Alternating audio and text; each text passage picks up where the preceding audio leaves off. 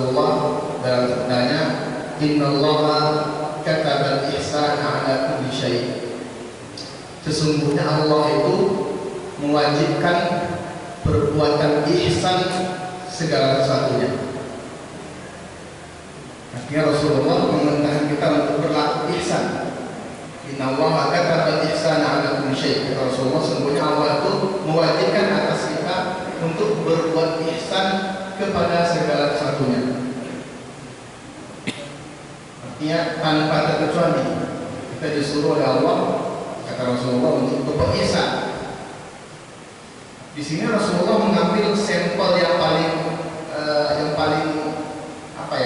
paling sederhana. Apa kata Rasulullah? Idza zabahtu fa ahsinu dzibha. Kalau kalian melakukan penyembelihan, maka lakukanlah dengan penyembelihan yang ihsan. Fa idza qataltu fa ahsinu dzibha. Kalau kalian membunuh hewan, maka fa ahsinu dzibha. Bunuhlah dengan pembunuhan yang ihsan. Sampai sampel yang paling sederhana itu Nabi memberitahu contoh perbuatan ihsan. Apa? Ihsan ini adalah perbuatan yang sangat-sangat dianjurkan dalam agama kita. Oleh karenanya, di antara reward yang Allah berikan kepada pelaku ihsan adalah Allah selalu bersamanya. Innallaha ma'al ladzina taqaw wal ladzina hum muhsinun. Sungguhnya Allah itu senantiasa bersama orang-orang bertakwa dan bersama orang-orang yang melakukan ihsan. Artinya kalau kita melakukan ihsan, insya Allah kita bersama Allah. Kalau kita berbuat kebalikannya, berbuat lawan daripada ihsan, maka Allah menjauh daripada kita. Boleh ya begitu. Tapi yang belum memahaminya, mari kita ambil contoh, beberapa contoh praktek para sahabat Nabi. Bagaimana sih para sahabat Nabi melakukan tugasnya, melakukan segala hal dalam bentuk ihsan. Karena kata Rasulullah, perbuatan ihsan itu mengundang cinta Allah. Kata Rasulullah, Innallaha idza ahabba 'abdan innallaha yuhibbu 'abdan idza 'amila an yuhsina. Sesungguhnya Allah itu amat mencintai seorang hamba kalau dia bekerja, kalau dia beramal, maka dilakukan dengan perbuatan yang ihsan. Mari kita beberapa contoh bagaimana praktek sahabat Nabi melakukan tugasnya, aktivitasnya, perbuatan dengan bentuk ihsan. Contoh seorang sahabat Nabi namanya Zaid bin Harithah. Beliau ini ibarat sekretaris Nabi, bukan kata jubir Nabi. Oleh karenanya Nabi selalu datang beberapa utusan ya, Pemalunika dari beberapa daerah sekitar Jazirah Arab datang kepada Rasulullah mengatakan surat. Itu pasti ke sahabat Nabi Zaid dulu yang akan menerima surat itu. Apa kata Rasulullah kepada Zaid ini? Ta'allam lughat Yahud fa inni lam aman kitabatihim. Wahai Zaid, pelajarilah bahasa orang Yahudi itu. Pelajari tugas Nabi ngasih tugas kepada Zaid Harithah. Zaid, ta'allam lughat Yahud. Pelajarilah bahasa Yahud karena saya enggak aman dengan berkas-berkas mereka. Kata Rasulullah. Maka apa kata Zaid? Fata'allamtuha arba'asyrata yawman. Fahadithtuha. Kata Zaid. Maka setelah dapat tugas itu dari Rasulullah, Zaid langsung belajar kursus bahasa Ibrani 2 minggu. Kemudian fahadithtuha, dan saya menguasainya. Baik, mungkin sekarang TOEFL mungkin lengkap soal IT ya, writing, speaking, lengkap 4 bahasa. Dia menguasai bahasa Ibrani dalam 2 pekan, lengkap dengan segala segi bahasanya. Ini ihsan. Ini ihsan itu.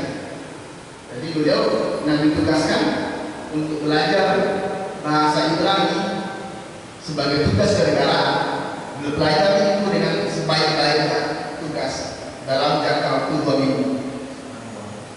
Dan itu tidak hanya sekedar bahasa tulisan, tapi juga bahasa lisan dan sebagainya. Tapi bahagia ambil contohnya lain lagi. Di antara bentuk ihsannya, bentuk perbuatan ihsan oleh sahabat Nabi sehingga dipuji dia. Contohnya sahabat Nabi Abu Musa al-Asy'ari. Ini sahabat Nabi yang terkenal dengan suara indah. Makanya Nabi bilang kepada beliau, Nabi pernah bilang, laisa minna man lam yataghanna bil Qur'an. Kata Rasulullah, bukan golongan kami orang yang punya suara bagus tapi tak pandai mengaji. Kata Rasulullah. Maka sahabat Nabi yang bernama Abu Musa al-Asy'ari ini betul-betul paripurna dalam membaca Al-Quran, betul-betul indah. Karenanya Nabi bilang Nabi puji Abu Musa, wahai Abu Musa, laqad utita mizmar min mazamir ali Daud. Wahai Abu Musa, sungguh engkau telah diberi sebuah anugerah keindahan di antara keindahan suling Nabi Daud. Kan konon cerita bahwa Nabi Daud itu kalau membunyikan sulingnya itu semua orang terpukau, sampai baik manusia maupun hewan. Saking indahnya suaranya. Maka Nabi puji Abu Musa karena perbuatan ihsannya dalam tilawah, dalam mengaji. Kata beliau, wahai Abu Musa, sungguh Anda telah diberikan anugerah berupa keindahan suara suling Nabi Daud.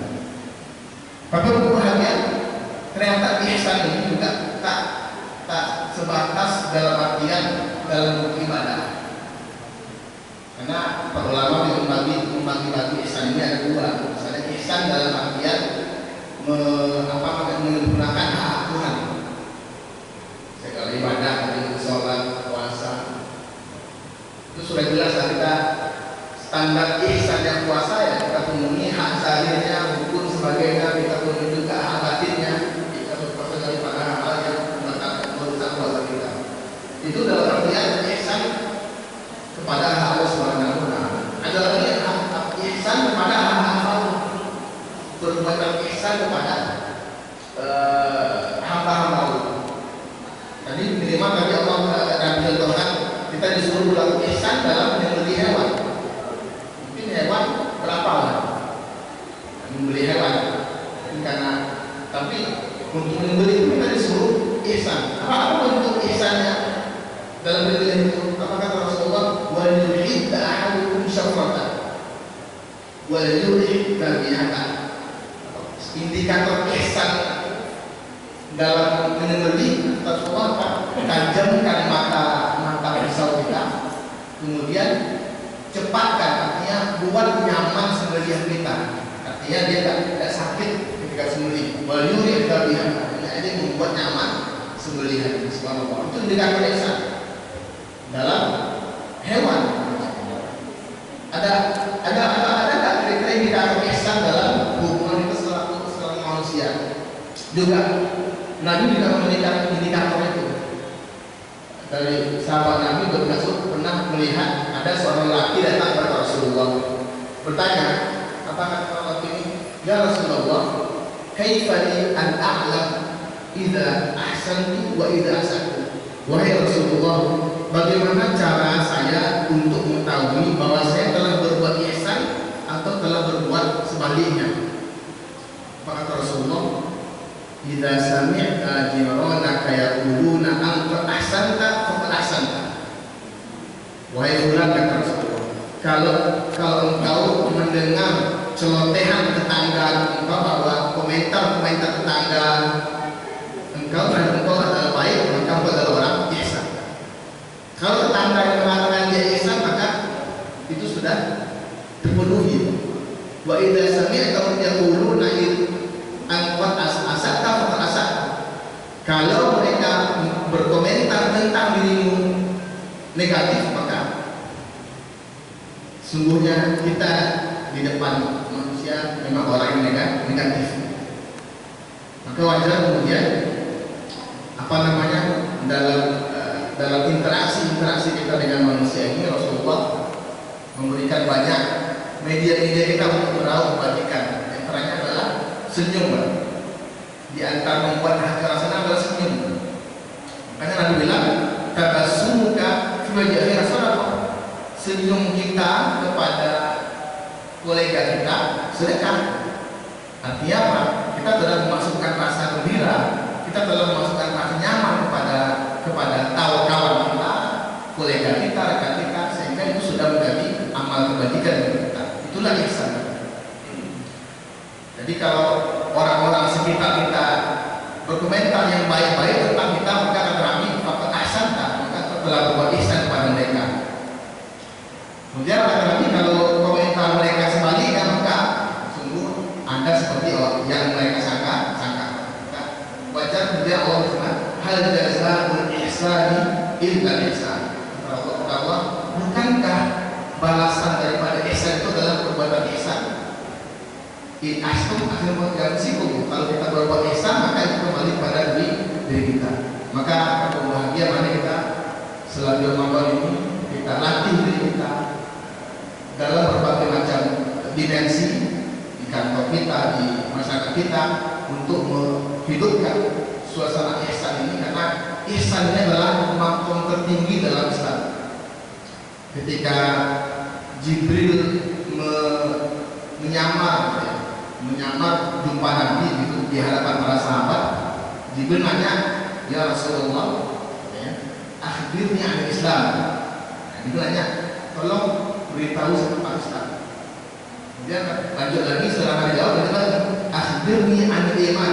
Jibril, wahai Rasulullah, tolong beritahu tentang iman. Kemudian yang terakhir, Jibril nanya, akhbirni an ihsan. Wahai Rasulullah, tolong beritahu saya tentang apa yang itu ihsan. Nah, apa jawaban Rasulullah? Kata Rasulullah, al-ihsan an ta'budallaha ka'annaka tarahu fa in lam takun tarahu fa innahu yaraka. Ihsan itu adalah, kata Rasulullah, kita menyembah Allah seolah-olah kita melihatnya. Kalaupun kita nggak bisa melihatnya, maka yakinlah kita dalam pada Allah Subhanahu wa Ta'ala. Maka mari kita, kalau kita hadirkan rasa kita